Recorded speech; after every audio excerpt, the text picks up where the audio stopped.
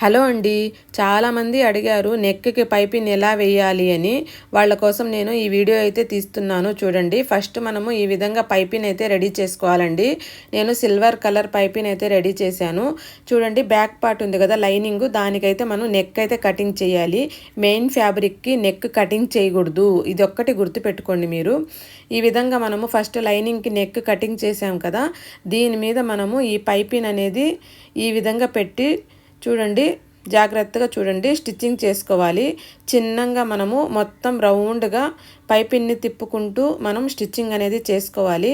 చాలా ఈజీగా స్టిచ్చింగ్ చేయొచ్చండి. మీకు అర్థం కాకపోతే వీడియో 1-2 సార్లు చూడండి. మనం హ్యాండ్స్కి ఏ విధంగా వేస్తామో పైపిన్ సేమ్ అదే మెథడ్ అండి. కాకపోతే అది స్ట్రైట్గా వేస్తాము హ్యాండ్స్కి, ఇది వచ్చి మనము రౌండ్గా వేస్తున్నాము అంతేను. ఈ విధంగా అయితే మొత్తం మనము చిన్నగా స్టిచ్చింగ్ అయితే చేసుకోవాలి. స్టిచ్చింగ్ చేసుకున్న తర్వాత ఎక్స్ట్రా పైపింగ్ని కటింగ్ చేసేయాలి. చూడండి ఎంత రౌండ్గా వచ్చిందో. ఇది మనం లైనింగ్కే ఫస్ట్ మనం స్టిచ్చింగ్ అనేది చేసుకోవాలి. తర్వాత ఇదిగోండి మెయిన్ ఫ్యాబ్రిక్ తీసుకున్నాను కదా, ఈ మెయిన్ ఫ్యాబ్రిక్ మీద ఈ లైనింగ్కి మనము పైపింగ్ స్టిచ్చింగ్ చేసాం కదా, ఇది నేను దీని మీద చూడండి పైపింగ్ లోపలికి వెళ్ళేటట్టు తిరగదిప్పి పెడుతున్నాను.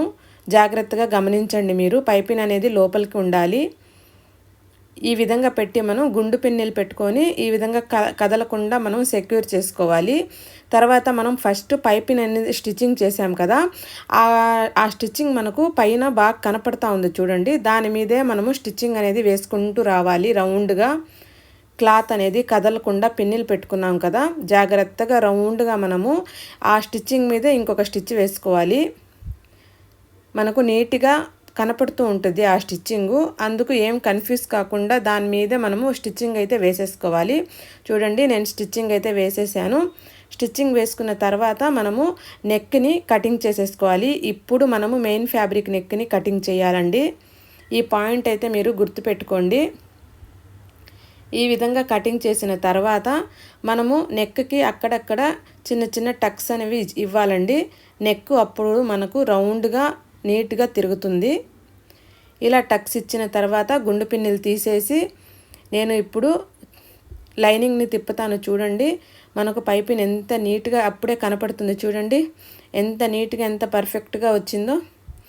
ఈ విధంగా మనము లైనింగ్కి మెయిన్ ఫ్యాబ్రిక్ మధ్యలో పైపింగ్ ఉంది కదా, ఈ లైనింగ్కి మనం గోర్తో ఈ విధంగా అయితే రఫ్ చేసుకోవాలి.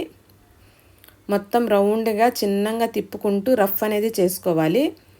రఫ్ చేసుకున్న తర్వాత ఈ లైనింగ్ మీద మనము కుట్టు పడేటట్టు ఒక కుట్టు అయితే వేసుకోవాలి. పైపింగ్ మీద వేయకూడదు కుట్టు, జస్ట్ లైనింగ్ మీదే వేయాలి.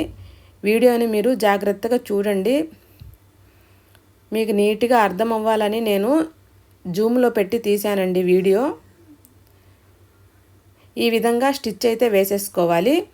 చూడండి, ఫైనల్గా నేను స్టిచ్ అయితే వేసేసుకున్నాను కదా. ఇప్పుడు మనము ఈ లైనింగ్ని లోపలికి మడిచేయాలి. చూడండి, నేను మడిచేసాను లోపలికి. ఇప్పుడు ఫైనల్గా టాప్ స్టిచ్ అయితే వేసేసుకోవాలి. పైపింగ్ చూడండి మనకు నీట్గా ఎంత బాగా వచ్చేసిందో, ఎంత నీట్గా కనపడుతుంది కదండి. అంతేనండి, ఇన్విజిబుల్ పైపింగ్ అంటే చాలా ఈజీగా వేయచ్చు. ఈ విధంగా మనము క్లాత్ని పక్కకి జరుపుకుంటూ మనము పైపింగ్ బాగా నీట్గా బయటకి కనపడాలా. చూడండి, ఈ విధంగా చేత్తో జరుపుకుంటూ చిన్నగా మనము రౌండ్గా టాప్ స్టిచ్ అయితే వేసేసుకోవాలండి. ఎంత నీట్గా వచ్చింది చూడండి పైపింగ్. టాప్ స్టిచ్ వేసేసుకోవాలి. అంతేనండి, పైపింగ్ అనేది మనకు నీట్గా రెడీ అయిపోతుంది.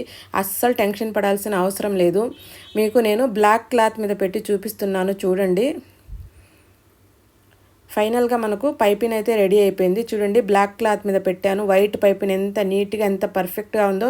ఓకే ఫ్రెండ్స్, వీడియో నచ్చితే మీ ఫ్యామిలీ మెంబర్స్కి మీ ఫ్రెండ్స్కి అందరికీ షేర్ చేయండి. మా వీడియోకి కంపల్సరీగా ఒక లైక్ అనేది ఇవ్వండి. మీకు నెక్స్ట్ వీడియో ఏం కావాలో తప్పకుండా కామెంట్ చేయండి. Thank you.